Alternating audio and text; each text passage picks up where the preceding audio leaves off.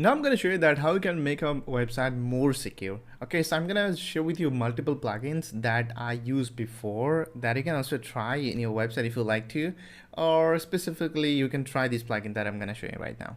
Okay, so before I was use WordFence, then I use iTheme security. That's right now it's solid WP.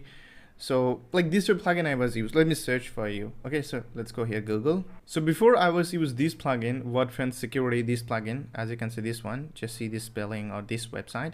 So this is good, not bad something. And I also try iTheme security plugin, this one, solid security right now this is. So I was tried before. But now we're gonna try all-in-one, this one. So let's simply search all-in-one. And now we're just going to install and activate this plugin. Simply install and activate. And now let's click on this activate button to activate this plugin. And now if you go here, this left side bottom, then you'll get to see WP security. Just click on there.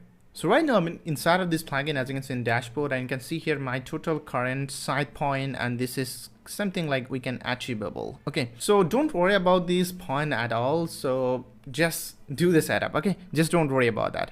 Okay, so first of all, let's scroll down there, then you'll get to see a few options called admin username and login, logout, permission, and basic firewall. So right now, as you can see, we just enable here. So simply let me open this one and let me show you all of the setting that I was do in here. Okay, so I just click on this login button. I mean this button, on button. And now if you scroll down, then first of all, you need to change your account setting that I was type something that people cannot guess. And then you will get to see like you earn 15 points in there.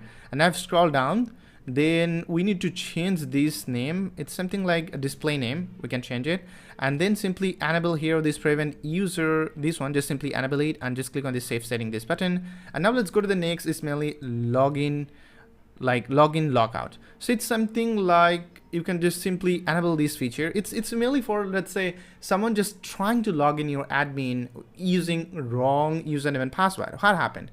After 3 times fail attempt, they're gonna lock their account. Also, some of the people, let's say they are trying to log in with admin username or expert as username, empty as username, or let's say azi username, like this username, the common thing, then they will be instantly logged out in there. Okay, so they will be instantly logged, and also you will get the notification into this here in your email address.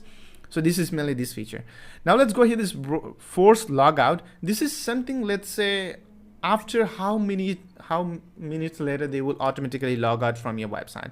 So now I select here 60 minutes. That means after 60 minutes later they will be automatically log out. But I think in my case I don't need to enable it, because since it's my LMS website, so some people they will be logging, let's say 1 hour, 2 hour, 5 hours. So I don't think that this is good for me.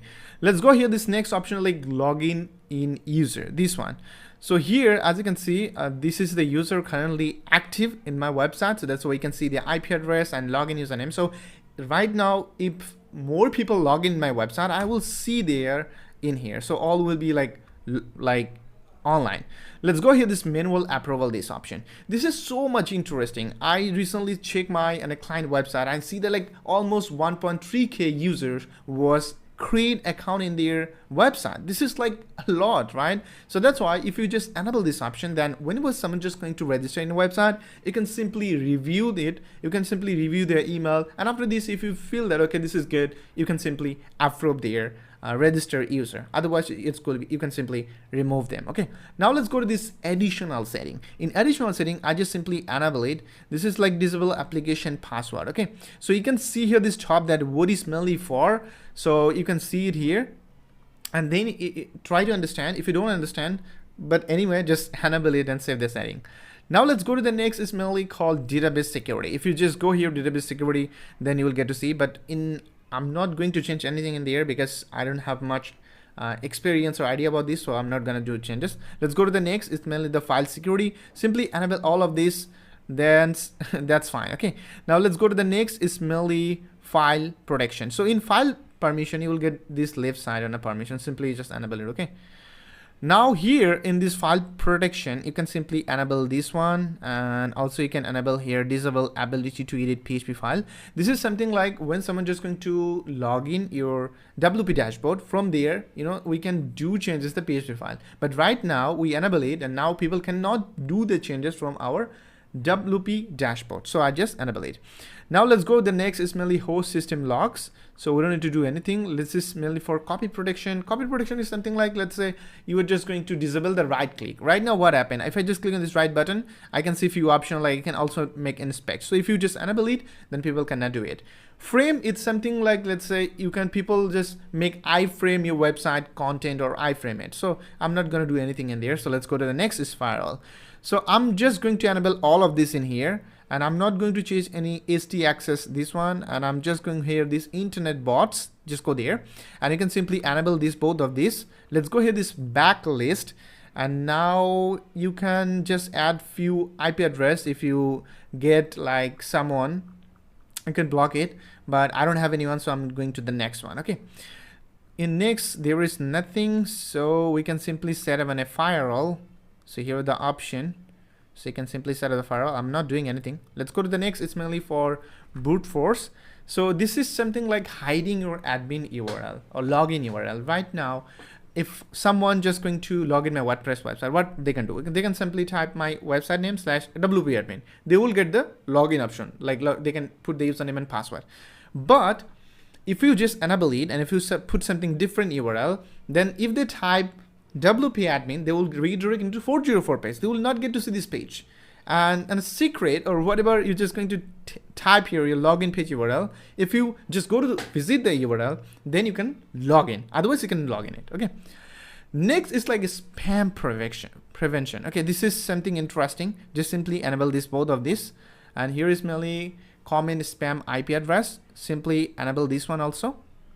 Okay, and you can also see the spam or IP address. Let's go to the scanner option. Just go there, and now you can like scan the file of your website. So I select here, just enable it and make them 3 weeks, and it's gonna be just send me a report to my email. So this is mainly this, and also it's have a malware scan. Just click on there. Okay, so there is nothing you can say. Yeah, this is how the settings I do here on this plugin. And if you like to know more about this plugin, then I highly recommend you go here this plugin and copy this plugin name and search on YouTube and watch some more tutorial about that, about if you like to increase the more numbers, like more points if you'll increase. But for now, I believe this is good enough to go ahead. But if you like to get more, then you can just watch YouTube some more tutorial about that.